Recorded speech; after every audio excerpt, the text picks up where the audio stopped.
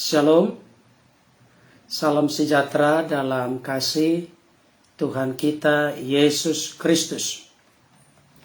Pada saat ini saya kembali akan membawakan renungan kebenaran firman Tuhan yang tentunya saya percaya dapat dipakai oleh Roh Kudus untuk semakin meneguhkan dan menguatkan kita dalam menjalani kehidupan. Saudara-saudara yang dikasihi oleh Tuhan, sebelum kita lebih jauh untuk bersama-sama belajar firman Tuhan, ada baiknya kita berdoa terlebih dahulu. Segala puji, hormat, syukur, kemuliaan bagimu Tuhan. Terima kasih atas segala kebaikan-Mu dalam hidup kami.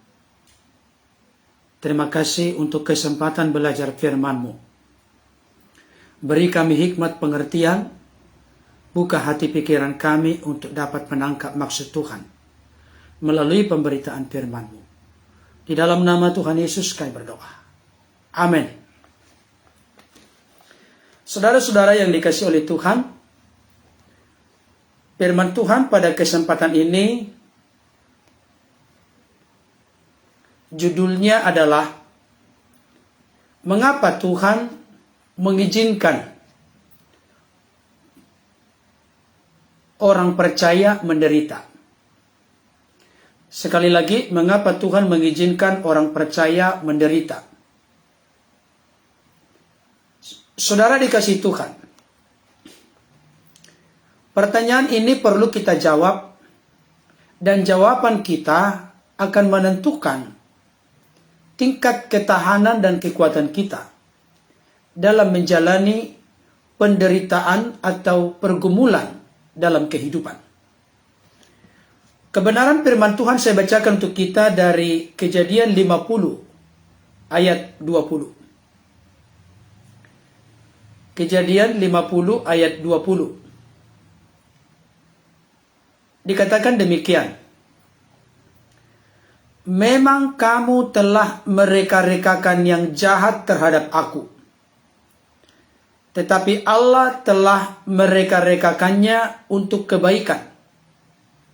Dengan maksud melakukan seperti yang terjadi sekarang ini.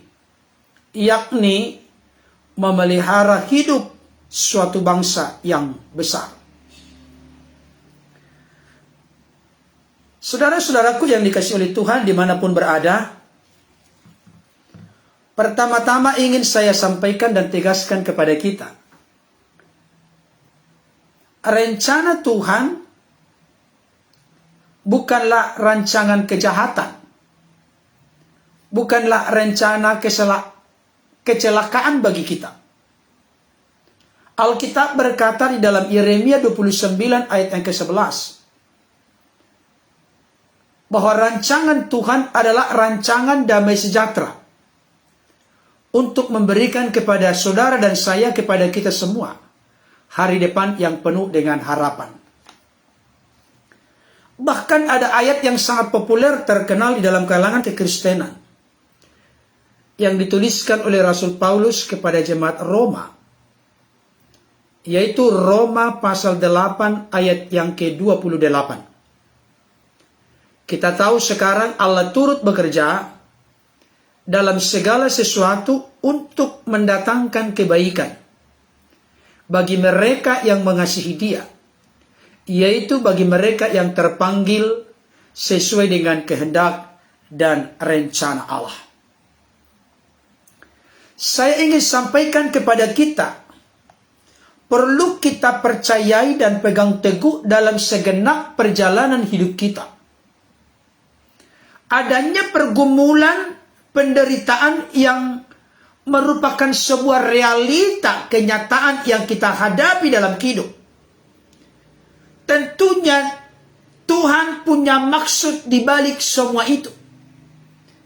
Yang pertama-tama dan yang utama adalah tujuannya untuk menjalankan rencananya di dalam hidup kita masing-masing. Itu yang pertama. Tetapi saya tidak akan fokus bagaimana Tuhan ingin menjalankan atau merealisasikan, menyatakan rencananya bagiku, bagimu, bagi kita semua.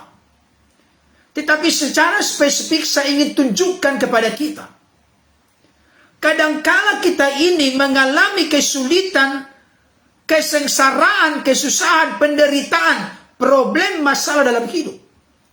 Sebenarnya melalui apa yang kita hadapi dan alami, melalui apa yang kita rasakan dalam hidup kita, Tuhan ingin menjalankan rencananya kepada orang lain melalui apa yang kita alami dan hadapi tersebut. Ini sangat serius. Dengan kata lain, saya ini tak katakan kepada kita, sebagai orang-orang Kristen yang bertumbuh dalam kasih, kita tidak boleh menjadi orang-orang yang egois, mementingkan diri sendiri. Tapi kesigapan kita, kesediaan kita, kerelaan kita, oleh karena itu bagian dari kehendak dan rencana Allah. Menghadapi segala tantangan kehidupan.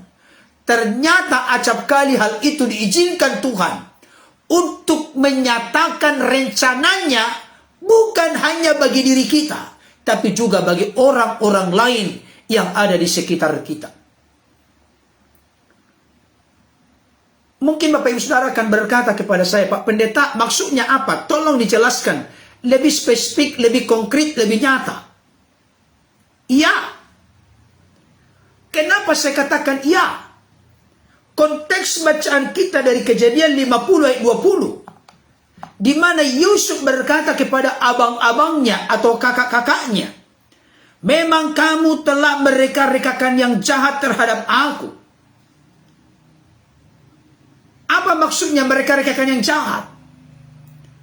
Bukankah abang-abang Yusuf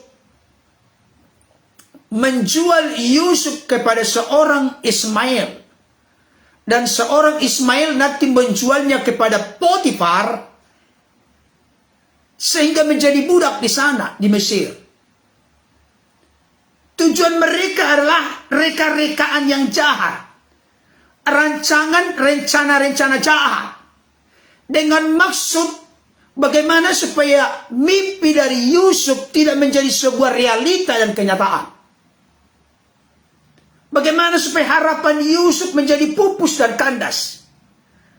Tapi reka-rekaan yang jahat, yang dirancangkan, bahkan yang sudah dieksekusi, diperbuat oleh abang-abang Yusuf, ternyata justru membawa Yusuf menikmati anugerah Allah, menikmati promosi dari Allah. Dan bukan hanya itu dikatakan demikian, tetapi Allah telah mereka-rekakannya untuk kebaikan.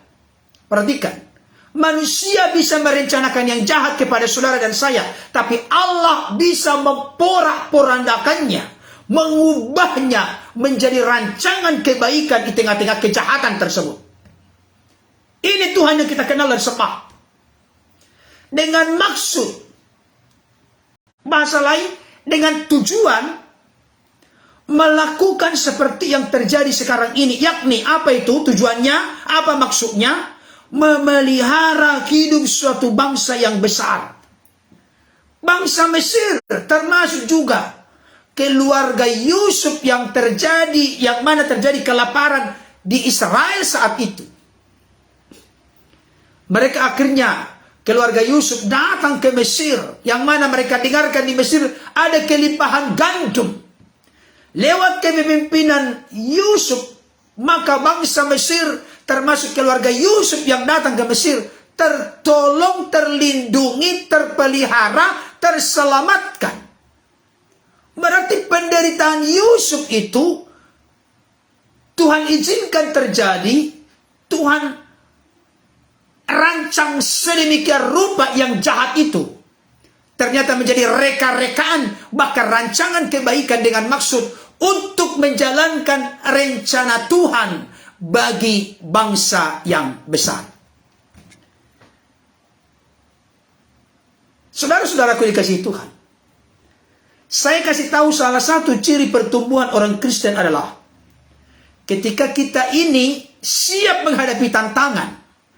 Dan di tengah-tengah menghadapi tantangan itu ternyata ada rencana Tuhan yang terrealisasi dan terlaksana melalui proses yang kita hadapi. Orang lain menikmati anugerah, cinta kasih, rahmat, kebaikan Tuhan. Artinya, kita orang-orang yang dewasa, orang-orang bertumbuh karena apa? Karena proses yang kita hadapi membawa kebaikan.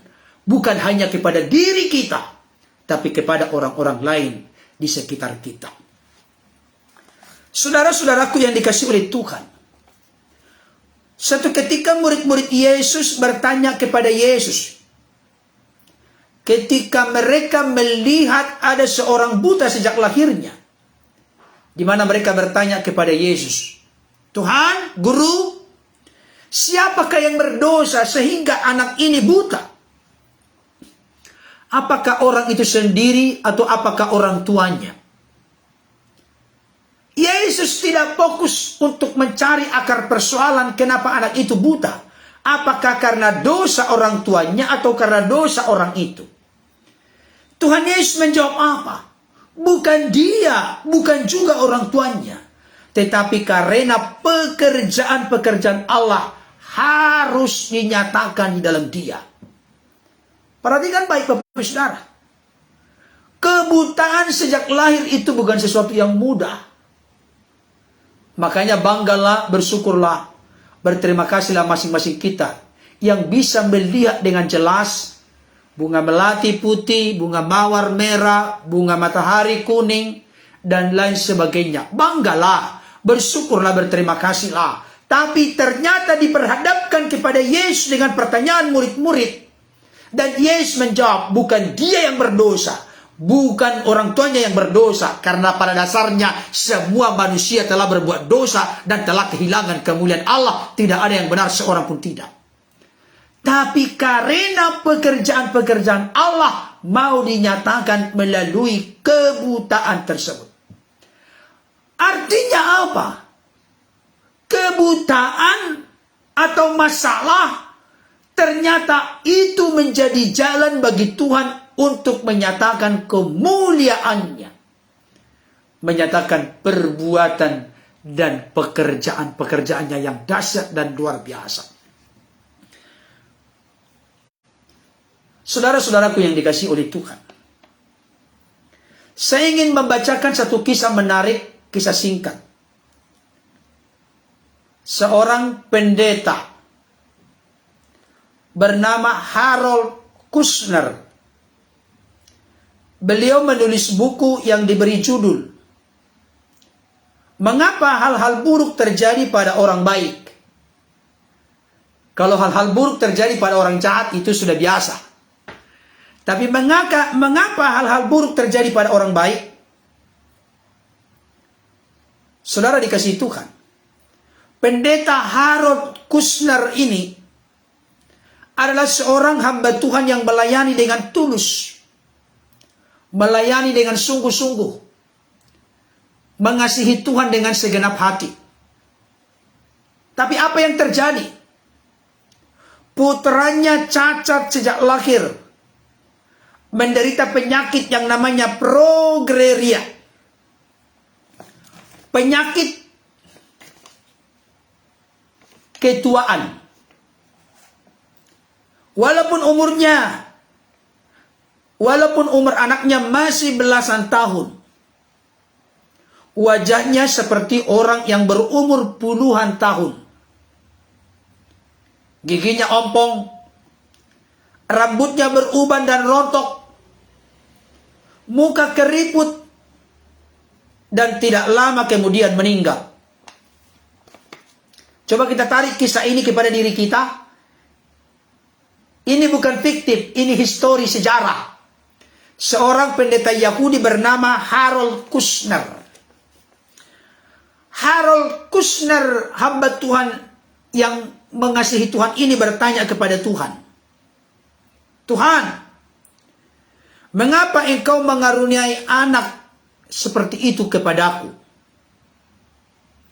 Mengapa hal yang menyedihkan itu menimpa hidup anakku? Apa salah dan dosanya? Saudara, Harold Kushner tidak mendapatkan jawaban. Coba bayangkan, seorang yang mencintai, mengasihi Tuhan, melayani Tuhan dengan sungguh-sungguh, diperhadapkan dengan penderitaan hidup yang seperti itu, di mana dia memiliki seorang anak yang cacat, penyakit ketuaan, dan belasan tahun meninggal. Tetapi apa yang terjadi berikutnya? Baru setelah kematian anaknya itu,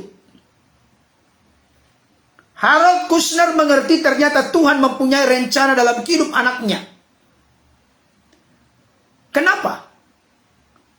Karena setelah kematian anaknya, ia menerima banyak surat kesaksian dan pujian untuk anaknya. Ternyata, rupanya banyak anak-anak yang cacat merasa dihibur dan dikuatkan oleh anaknya, pendeta Harold tersebut. Anaknya tidak merasa rendah diri, memiliki tubuh yang cacat dan wajah yang jelek. Anaknya tetap bermain seperti biasa dan bersikap baik, walaupun ada yang mengejek. Saudara-saudara yang dikasihi oleh Tuhan, ternyata ketegaran anaknya itu telah membuat banyak anak-anak yang senasib menjadi lebih tegar dan lebih kuat dalam menjalani kehidupan. Lewat buku yang ditulisnya, pendeta Harold ingin mengingatkan setiap orang agar jangan marah dan berontak kepada Tuhan ketika sesuatu yang menyakitkan menimpa hidup kita. Saudara-saudaraku yang dikasihi oleh Tuhan, ada banyak orang ketika diperhadapkan dengan penderitaan, membuatnya menjadi kecut dan tawar hati, putus asa, kecewa, marah kepada Tuhan, marah kepada suami, istri, marah kepada diri sendiri, marah kepada anak-anak, marah kepada situasi, kondisi, keadaan yang terjadi. Sehingga berupaya menyalahkan Tuhan, meninggalkan Tuhan, karena penderitaan yang dihadapi. Saudara-saudara dikasihi Tuhan, tetapi saya ingin tegaskan dan ingatkan kepada kita, kalau 2023 ini diprediksi sebagai tahun gelap, saya tahu ini tidak semudah membalikkan telapak tangan. Berat dan besar proses yang kita hadapi dalam hidup. Tetapi saya ingin mengingatkan dan mendorong, memotivasi Bapak Ibu Saudara melalui kebenaran firman Tuhan. Mengapa Tuhan mengizinkan orang percaya menderita atau mengalami masalah? Ternyata untuk menjalankan rencana Allah bagi hidup kita, termasuk juga menjalankan rencana Allah bagi orang lain.